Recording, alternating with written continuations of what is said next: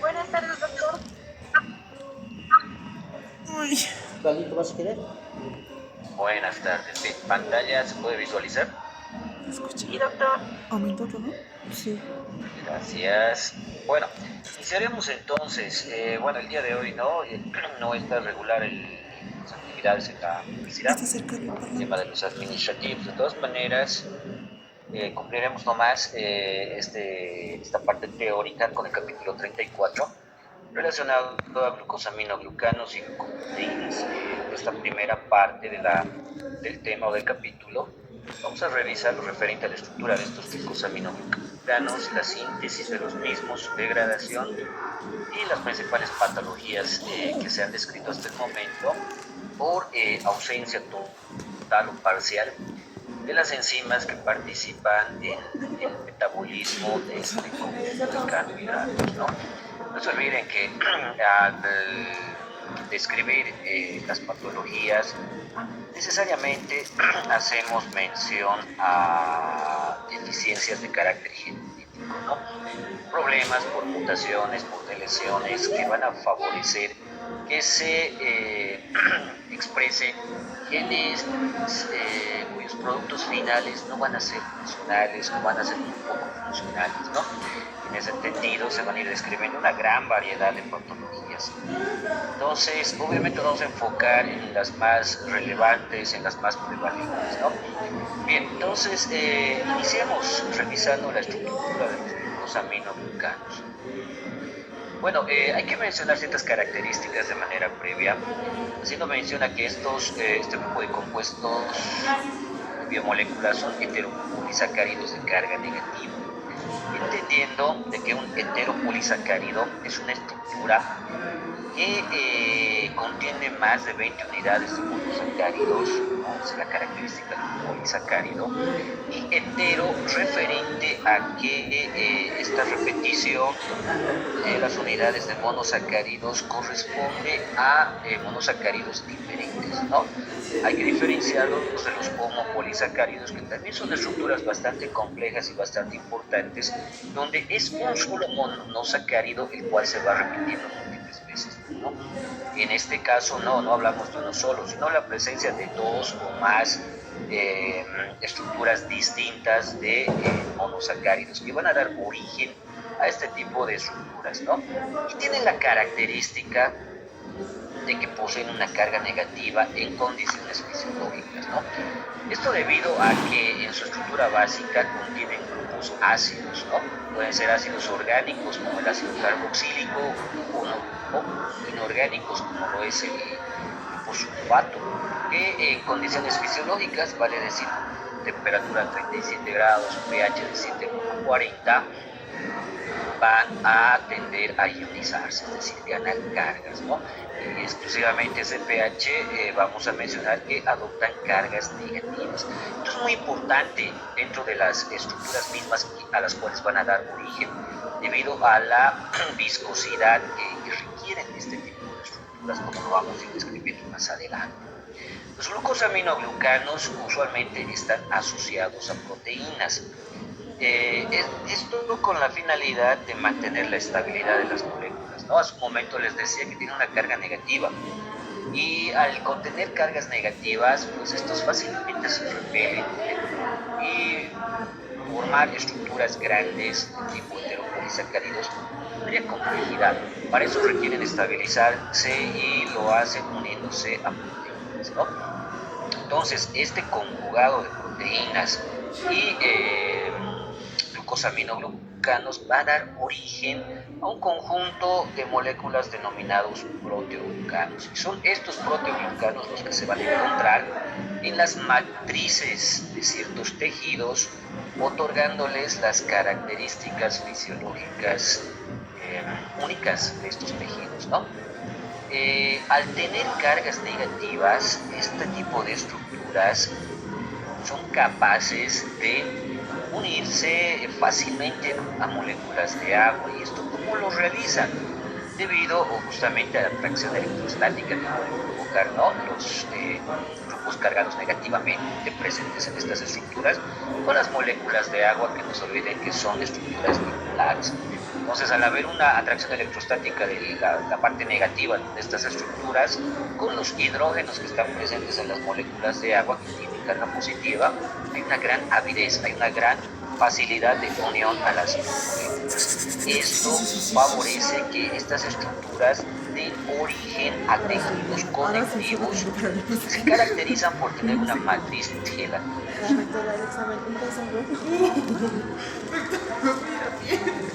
Si bien es gelatinosa, también es resistente, ¿no? Y no se olviden que las matrices son extracelulares, es decir, van envolviendo, englobando ciertas células, las que obviamente van a ser funcionales, y son las que están a cargo de liberar los componentes necesarios para dar origen a estas matrices. Además, la carga negativa de estas estructuras es la que va a brindar una propiedad lubricante y viscosa. No, justamente la presencia de grupos sulfatos, gran cantidad de grupos sulfatos, hace que este tipo de estructuras sean bastante viscosas, ¿no? Inicialmente se nos describió en secreciones mucosas, por esa misma razón se los denominó de forma inicial como mucopolisacáridos. Aunque el nombre respeta el origen, el descubrimiento de este tipo de estructuras, hoy en día se sabe, como lo van a verificar el día de hoy, que no solamente están presentes en estas mucosas, ¿no?, sino están distribuidas ampliamente en distintos tejidos del organismo, y esto va a favorecer que estos tejidos pues, lleven adelante funciones específicas. Bien, justamente ahí tenemos la estructura de un proteoglucano, ¿no?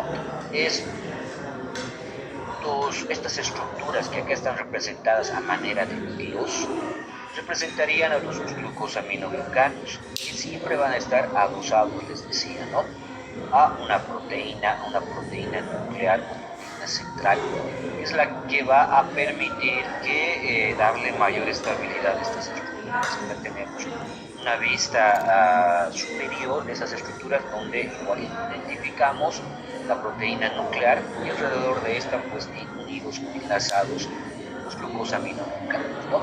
Si lo pudiéramos relacionar a una imagen real, sería una estructura parecida a los cepillos que se utilizan para el lavado de material, ¿no?, que tenemos en el laboratorio, especialmente para el lavado de ensayo.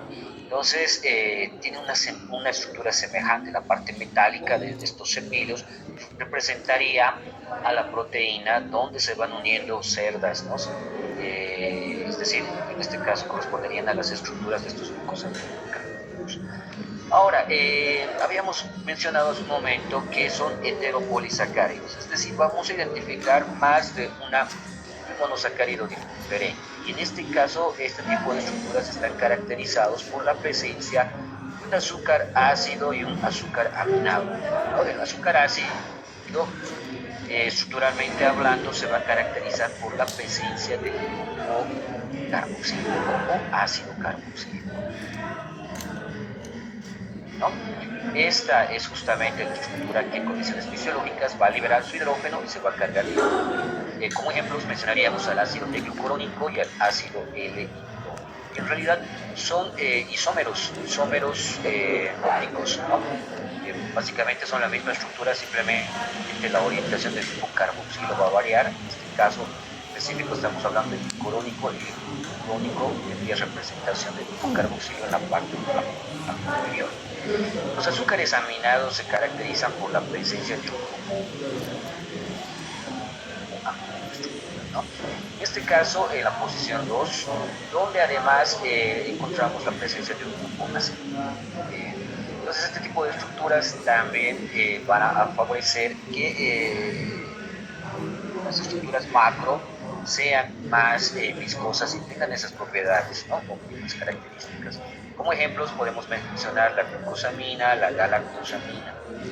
Entonces, de esta manera se puede dar inicio a este tipo de estructuras, donde disacáridos, nuevamente con la presencia de monosacáridos específicos, se unen de forma covalente, usualmente por un enlace beta glucosídico, Y esa repetición de estos disacáridos múltiples veces es la que va a dar origen entonces a estas estructuras macro, estas estructuras conocidas como glucosaminoglicanos, ¿no?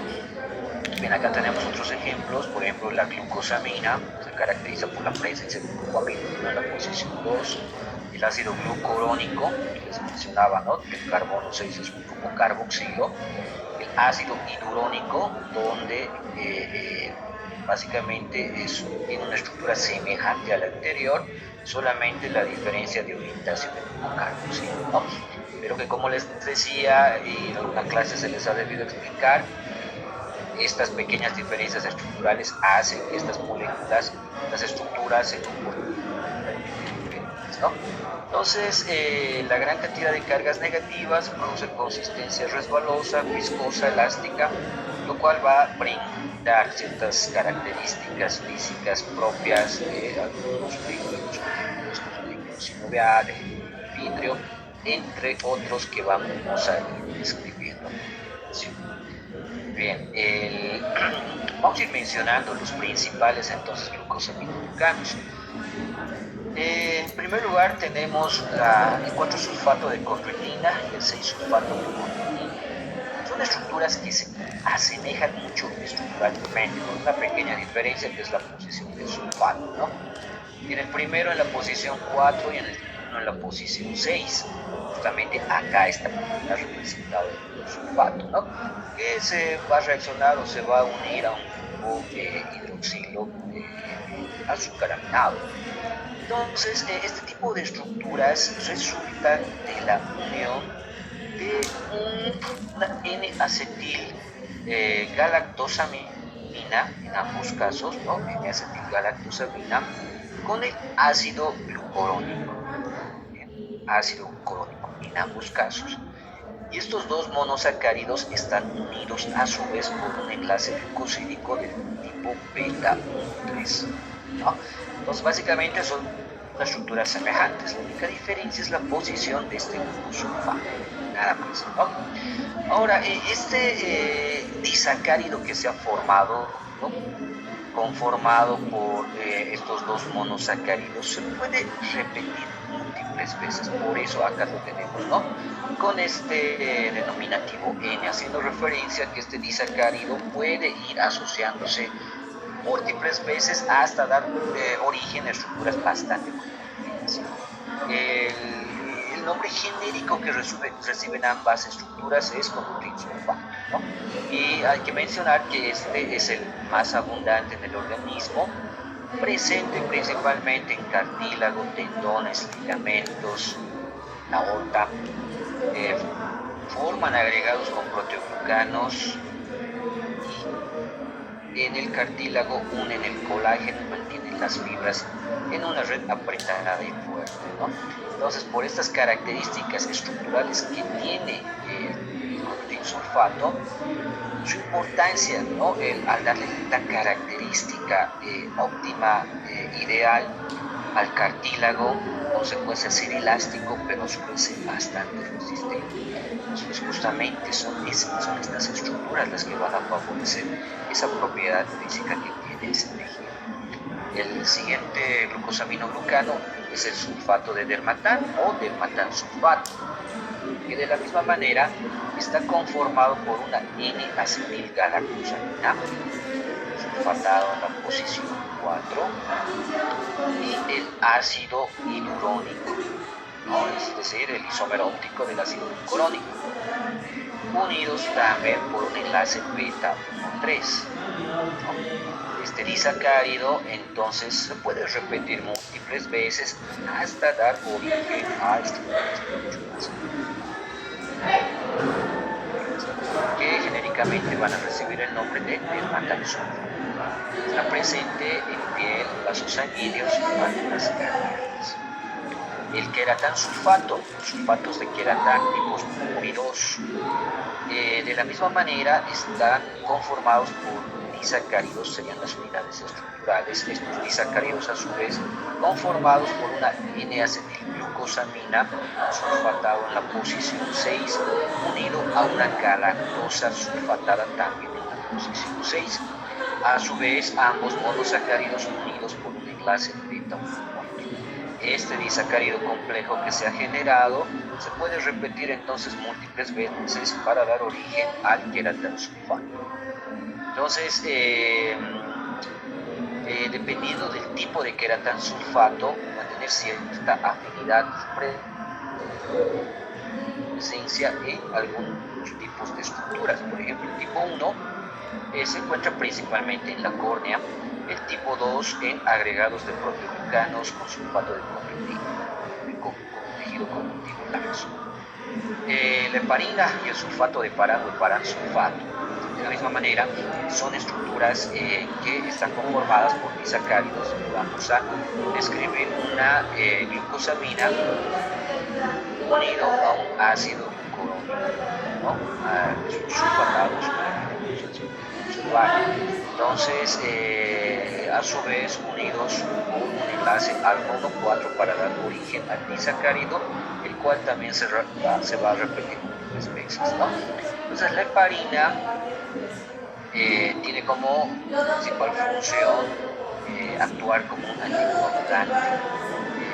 Entonces, de mucha importancia en el proceso inflamatorio, que puede estar sintetizada principalmente por los mastocitos, ¿no? Células que están muy involucradas en el proceso inflamatorio. En cambio, el heparansulfato, sulfato de parán, se va descrito su presencia en la membrana basal y como componentes de las superficies celulares. Entonces, ahí tenemos estas dos estructuras conformadas por este disacárido sulfatado. El ácido hialurónico, tal vez el más conocido de este grupo, debido a su importancia, ¿no? Por presencia del líquido sinovial. Igualmente es un disacárido que se repite múltiples veces, está conformado por una N-acetilglucosamina unido a un ácido corónico. Estos monosacáridos enlazados por un enlace glucosídico beta 3, el disacárido se repite varias veces para dar origen entonces a este ácido hialurónico. Actúa como lubricante y absorber golpes. Importante su presencia en el líquido sinovial de las articulaciones, pero también está presente en el humor vítreo, cordón umbilical, tejido conjuntivo laxo, cartílago. Entonces su distribución es variada, ¿no? Porque acá hay que mencionar y resaltar que si bien genéricamente reciben también el nombre de mucopolisacáridos, inicialmente les explicaba, ¿no? Inicialmente se los había descubierto en este tipo de secreciones.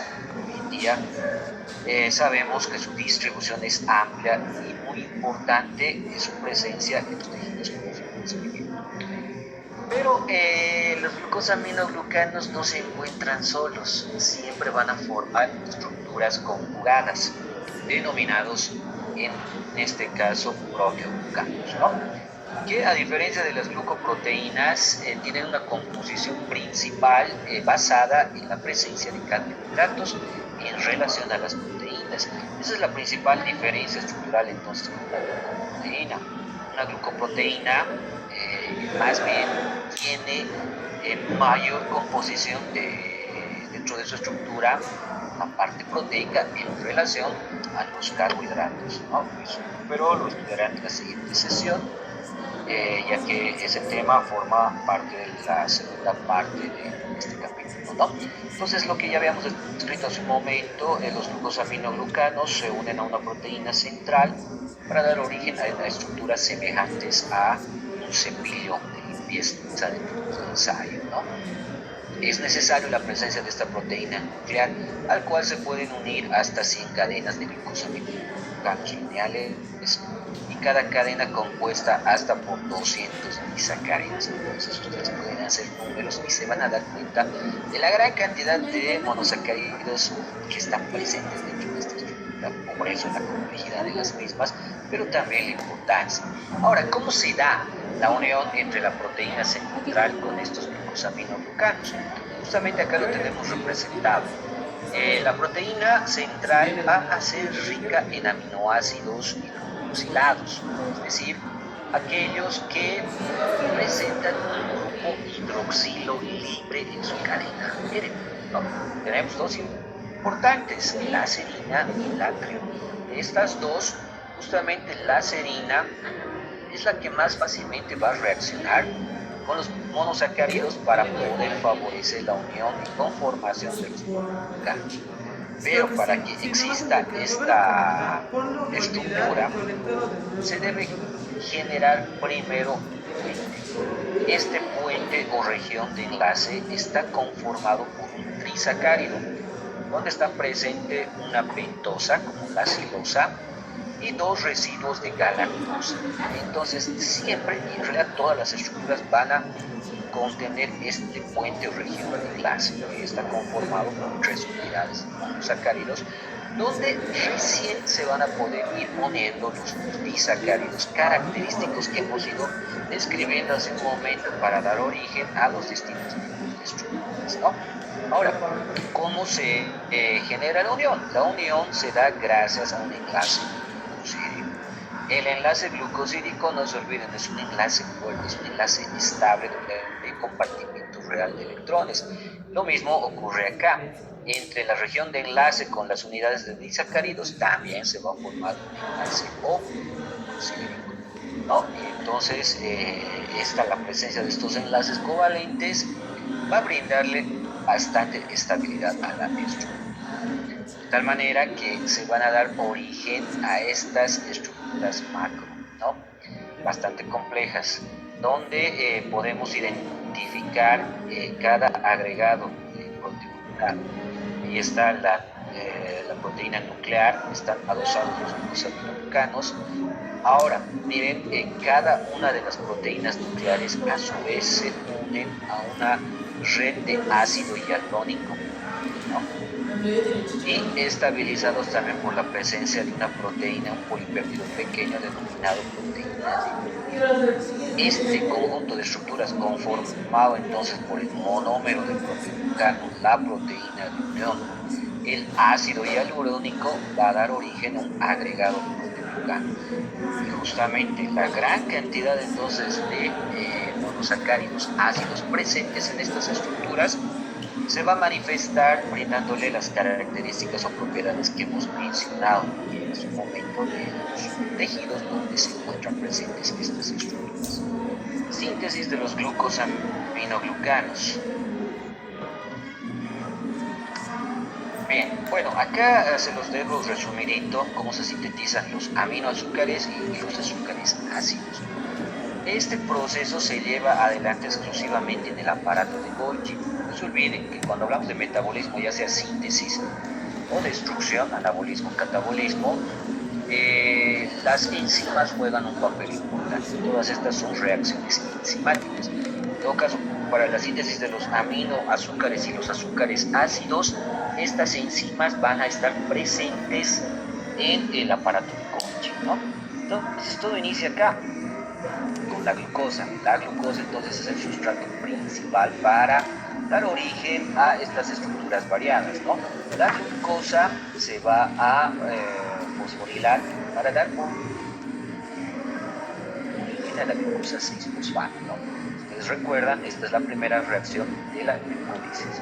Luego la glucosa 6-fosfato se transforma en glucosa 6-fosfato, obvio, la segunda reacción de la glucólisis, llevado adelante no por una fosforilación isomerasa, la primera una isocinasa o glucosinasa, y esta fructosa 6-fosfato es la que va a ser el sustrato para dar origen por variantes, es decir, esto ya no va a ingresar a la glucólisis, sino ya directamente se va a funcionar en la síntesis propiamente dicha de estas estructuras, ¿no? Con la participación obviamente de enzimas específicas. La fructosa 6-fosfato, por ejemplo, por acción de una amidotransferasa, va a dar origen a la glucosamina 6-fosfato. Acá va a ser importante mencionar que se requiere la participación de la glutamina como donador del grupo amino para su inclusión dentro de la estructura, ¿no? Y obviamente como producto final generar el glutamato y esta glucosamina 6-fosfato. La glucosamina 6-fosfato va a tomar distintos caminos para dar origen a los principales aminoazúcares. vayamos por arriba. La glucosamina 6-fosfato, una isomerasa, va a convertirse en la glucosamina fosfato. Esta glucosamina 1-fosfato llega a ser, ¿no?, el producto final, pero no reactivo. Para que pueda reaccionar y dar origen a las estructuras macro, se debe activar, y para su activación se requiere la presencia de un uridín trifosfato, ¿no? Es un análogo del ATP, es también entonces una base nitrogenada o un nucleótido trifosfato altamente energético. Es así que esa parte de la energía que contiene este UTP lo va a transmitir hacia esta estructura, que es poco reactiva, glucosamina 1-fosfato, para dar origen a la UDP-glucosamina. Para dar origen a esta estructura, ¿no?, pues se denomina UDP-glucosamina. Bien, entonces ya de esta manera puede ingresar para dar origen a los glucosaminoglucanos, ¿no?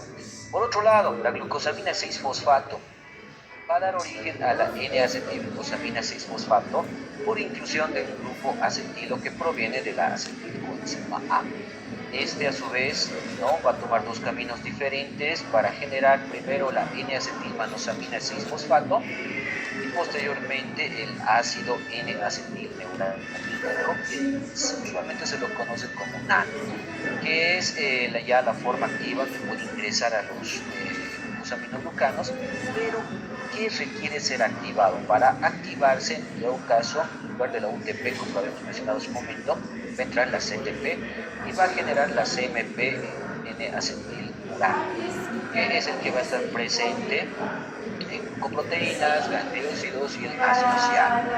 Posteriormente, la N-acetilglucosamina 6-fosfato, ¿no?, va a dar origen a la UDP N-acetilglucosamina y la UDP N-acetilgalactosamina, isomerasas nada más, ¿no? Y ambos van a ser productos que van a formar parte de los glucosaminoglucanos y las glucoproteínas. Entonces, de esta manera se originan los principales azúcares aminados: UDP-glucosamina, UDP-N-acetilglucosamina, UDP-N-acetilgalactosamina y el ácido N-acetilneuramínico. ¿Cómo se sintetizan los azúcares ácidos? Los azúcares ácidos tenemos dos, ¿no es cierto?, el ácido glucurónico y el ácido glucurónico. Van a sintetizarse igual a partir de la glucosa, pero una forma activa de la glucosa, como lo es la UDP-glucosa. Esta UDP-glucosa es la que va a dar origen al ácido UDP-glucurónico, ¿no? Es reacción facilitada por la UDP-glucosa deshidrogenasa, donde también se va a generar dos moléculas de NAD. Este ácido UDP-glucurónico entonces es el que va a estar presente en los glucosaminoglucanos y también juega un papel importante en el metabolismo de los simbióticos, ¿no?, o de compuestos hidrofóbicos. Por ejemplo, el ácido UDP-glucurónico puede unirse a compuestos apolares o poco polares como la bilirrubina, los esteroides y algunos fármacos, facilitando su excreción del cuerpo por vía ya sea renal o principalmente por vía fecal. Entonces, no solamente juega un papel importante dentro de los glucosaminoglucanos, sino también, ¿no?, favorece el metabolismo de los simbióticos, hablando exclusivamente del ácido glucurónico o UDP-glucurónico. El ácido hidurónico, que no es nada más que un isómero del anterior, solamente va a hacer una sola reacción que está favorecida por la hidroxil-5 isomerasa. Entonces, esta enzima es la que va a favorecer que este grupo carboxilo, en la posición 6, tenga una orientación diferente, ¿no? En este caso, la anterior, lo cual va a generar una estructura denominada ácido L-O. En este caso hablamos de un cambio de isomería óptico, pasando del isómero D o dextrógeno al isómero L o. Ahora, un dato adicional, un dato curioso. ¿Cómo se elimina el ácido declucurónico? El ácido declucurónico, como se va sintetizando de forma constante en nuestro organismo, no se lo puede almacenar, sino más bien se lo degrada y se lo elimina de nuestro organismo. Pero justamente acá, antes de describir las rutas o las reacciones del metabolismo catabólico del ácido declucurónico, quiero facilitarles este dato, ¿no? El ácido declucurónico, por ejemplo, se transforma en el L-gluconato y en animales que no son primates, ¿no? Incluido el ser humano, este L-gluconato, ¿no? Por un proceso de oxidación, puede transformarse en el ácido L-ascórbico o simplemente ácido ascórbico. Si ustedes recuerdan, ¿qué es el ácido ascórbico? Es la vitamina C, es una forma activa de la vitamina C. Entonces, en otros animales que no sean primates, que no sea el ser humano, estos pueden sintetizar vitamina C dentro de su organismo. Lastimosamente, nuestro organismo, nuestras células, carecen de esta enzima denominada gluconolactona oxidasa. Y es así que al carecerla no podemos sintetizar vitamina C, por su forma activa, el ácido ascórbico. En consecuencia, este es un micronutriente, es esencial. ¿Eso qué quiere decir? Que obligatoriamente lo debemos consumir suplementado de fuentes externas, ¿no? Principalmente frutas cítricas que son ricas en vitamina C o ácido ascórbico, ¿no? Bien, ¿qué es lo que ocurre realmente en nuestro organismo? Sí, sintetizamos ácido declucurónico, se transforma en gluconato, y este gluconato sí se puede transformar en celulosa y eliminar dióxido de carbono, y por acción de la celulosa reductasa transformar en xilitol. El xilitol a su vez se transforma en celulosa, y la celulosa, si ustedes recuerdan, es un metabolito intermediario de la vía de las pentosas, ¿no? Entonces directamente el ácido glucurónico se va a conectar con la vía de las pentosas fosfato. Y no se olviden que la vía de las pentosas fosfato a su vez se conecta con la glucólisis a distintos niveles. En todo caso, indirectamente el ácido glucurónico igual se estaría conectando a la glucólisis. En todo caso, más adelante tendría la capacidad de poder generar, ¿no? Bien, entonces eso es lo referente a la síntesis de los azúcares ácidos. La proteína central, que es una estructura muy importante dentro de los proteoglucanos. Como cualquier proteína, obviamente esta se tiene su código, su información, se tiene almacenado en el DNA, está organizado en genes, estos a su vez se expresan y luego se terminan de expresar en los ribosomas, pero que están adosados exclusivamente a retículos plásmicos. Por eso acá se menciona que están sintetizadas en el red. Estas proteínas tienen que ser glucosiladas necesariamente, ¿no? Es decir, la inclusión del puente, la inclusión de los glucosaminoglucanos. Esto solamente va a ser gracias a este grupo de enzimas denominadas glucosiltransferases, ¿no? Que están, como a su momento lo habíamos mencionado, localizadas en el aparato de Golgi. ¿Cómo se sintetizan las cadenas de carbohidratos? ¿No? Inicia con una reacción entre la UTP-silosa y la selina, catalizada por la silosiltransferasa. Como a su momento les comentaba, la proteína central es rica en residuos de selina. ¿Por qué? Porque el grupo hidroxilo es capaz de formar enlaces glucosídicos. Si ustedes se acuerdan, primero formar el puente. El puente principalmente está conformado por 3 monosacáridos, la silosa y 2 residuos de la lactosa, ¿no? Entonces, en primera instancia va a ingresar la silosa gracias a la silosiltransferasa y luego 2 moléculas de la lactosa, igual por la transferasa. Y posteriormente recién se van adicionando los aminoazúcares y los azúcares ácidos para dar origen a estas estructuras denominadas proteoglucanos, ¿no? Justamente acá tenemos el esquema por el cual se puede explicar cómo es que se lleva adelante esta síntesis de este tipo de estructuras, ¿no? Entonces, inicia acá. Primero tiene que estar necesariamente presente la proteína central, que acá está representada en verde, ¿no? Esta cadena de color verde es la proteína central, donde ustedes, si observan detenidamente, van a observar residuos de serina que exponen sus extremos inclusivos libres, que son los que van a reaccionar, ¿no? Y luego tienen que ir ingresando las formas activas de los nodos acá. Primero se va a formar el puente. Entonces, para formar el puente ingresa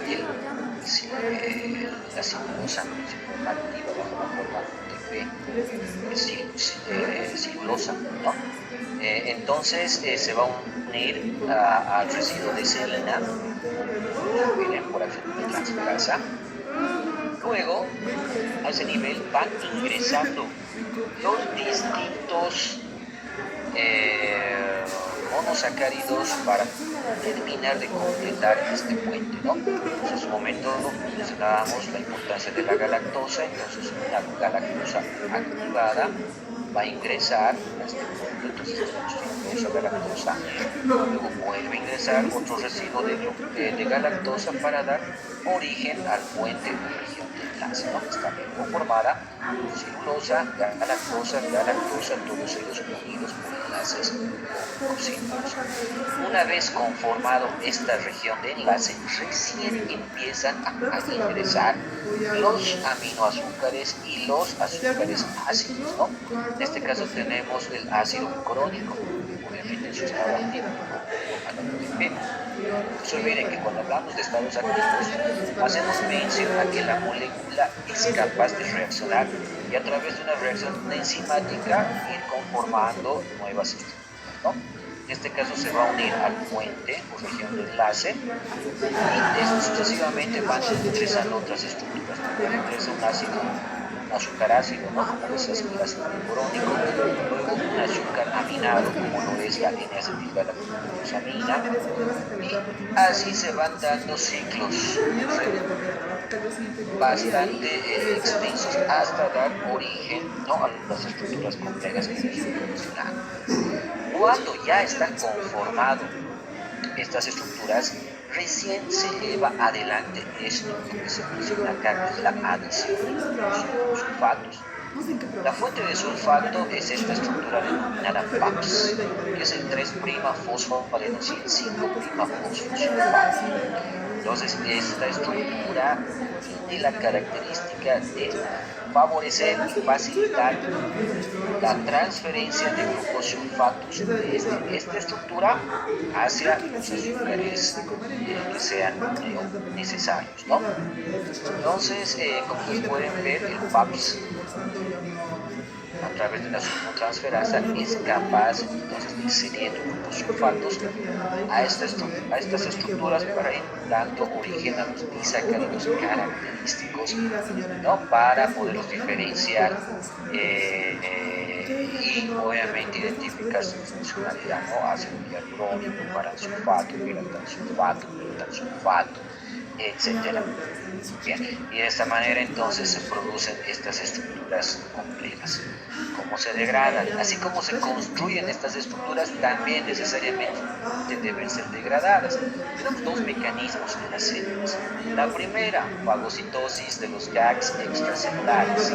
Esto obviamente va a ser favorecido por un grupo especializado de células denominados granocitos. Y le van adelante el proceso de fagocitosis. ¿Qué es fagocitosis? Es la incorporación de partículas sólidas a través del proceso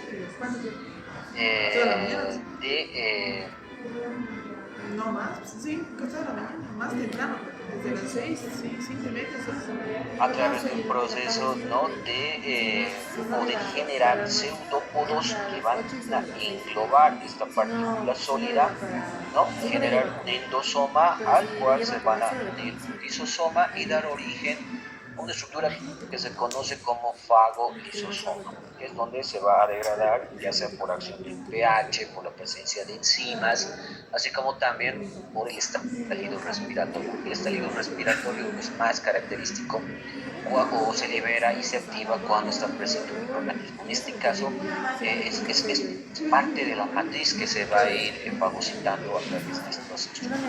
Estos fagocitos ejemplos tenemos ahí los neutrófilos, los macrófagos, y los obviamente macrófagos especializados, que son los que van a ir, ¿no?, absorbiendo, van a ir fagocitando 45, 35. estas estructuras, al final degradarlas para poderlas reutilizar. Es una gran ventaja, ¿no? La célula tiene esa capacidad de poder reutilizar, reciclar todas las estructuras. Y el segundo mecanismo es una degradación lisosómica de los glucosaminobucanos, ¿no? Debido a la participación de hidrolasas ácidas. Estas pueden ser endoglucosidasas o exoglucosidasas. Entonces, todas las células en realidad son capaces de poder degradar. Todas las células presentan lisosomas, bueno, la mayoría, ¿no?, presentan lisosomas. Entonces, células que no necesariamente sean células fagocitadoras pueden englobar a través de un proceso denominado endocitosis parte de la matriz y unirlas al lisosoma para que las enzimas que están presentes en estos lisosomas tengan este efecto, ¿no? Vayan a degradar estas estructuras. Al final de cuentas, los suplentes son carbohidratos. Es así que van a entrar en acción con endoglucosidasas o exoglucosidasas. ¿Cuál es la diferencia entre ellas? Que las endoglucosidasas van realizando rupturas de los enlaces glucídicos internos en medio de la cadena. En cambio, las exoglucosidasas son aquellas que van realizando estos cortes, pero desde los extremos de la cadena. Esa es la diferencia entonces entre estas varias. Bien, y bueno, ya para terminar la presentación, hablar de la mucopolisacaridosis, es decir, enfermedades, un grupo de patologías donde se caracterizan por una baja producción de los glucosaminobucanos. Se olvida que su importancia radica en la presencia de estos tejidos. Si estos no se sintetizan de forma adecuada, obviamente el tejido se va a ver afectado, el tejido no va a ser funcional y eso obviamente va a generar ciertas complicaciones clínicas. Como al inicio lo mencionaba, las mucopolisacaridosis se van a caracterizar por una deficiencia, ¿no? Puede ser total, puede ser parcial, pero de por medio hay necesariamente una causa genética, una alteración en un gen que vaya a producir, a sintetizar las enzimas que están presentes o son de importancia dentro del metabolismo de los gases.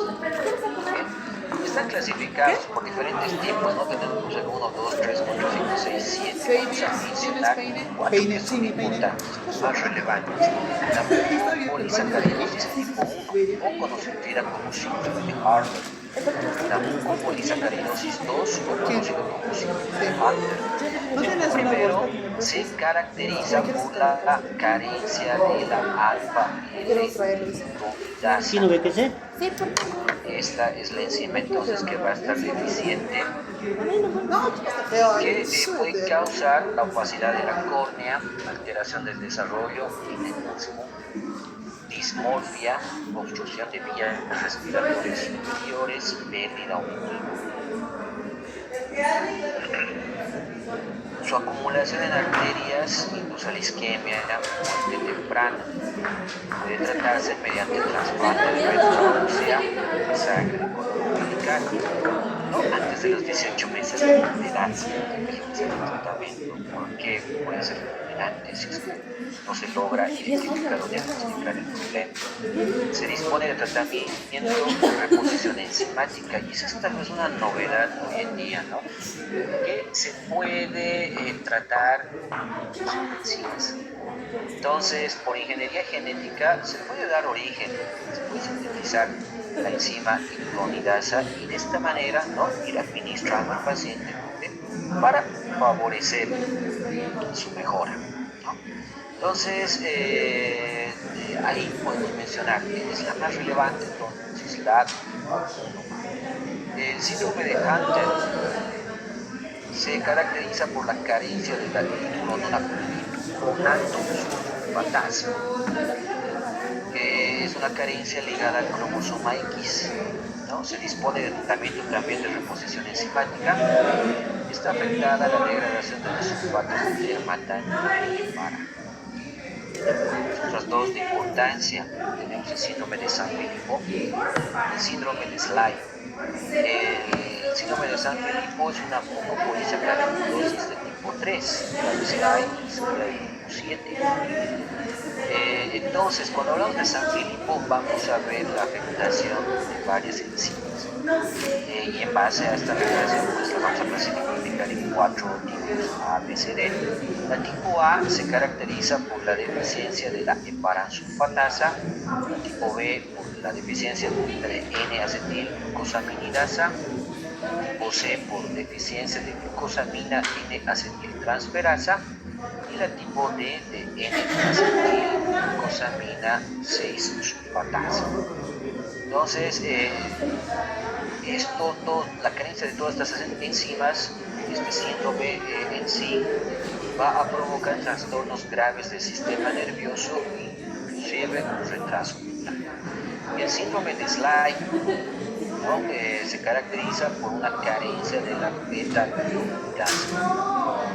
Puede provocar hepatosplenomegalia, deformidad esquelética, talla baja, opacidad de la córnea, alteración del desarrollo.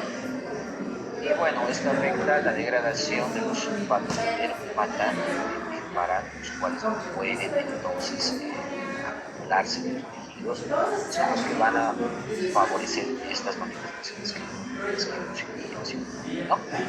Bien, en todo caso, sería todo por hoy. Si tuvieran preguntas, adelante por favor.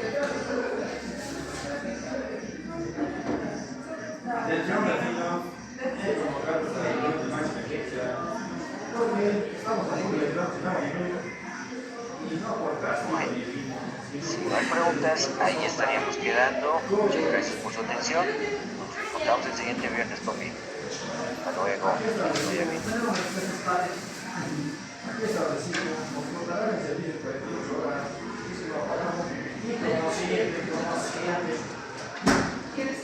¿Por qué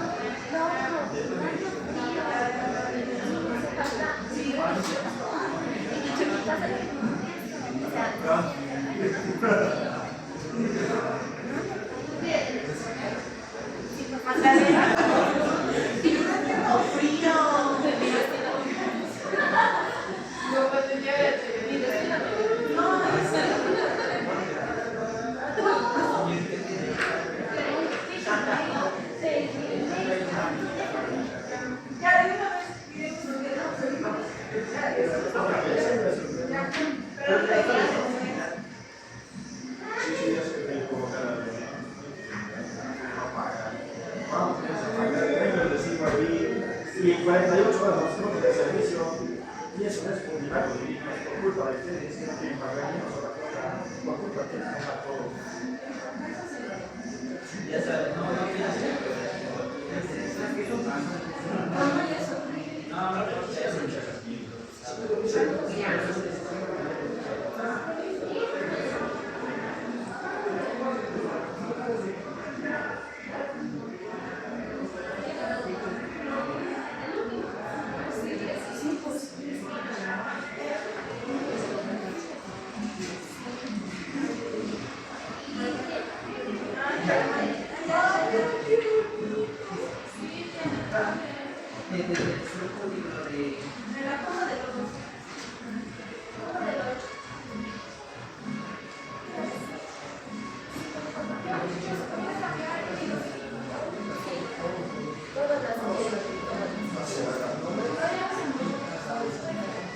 Vamos, pues,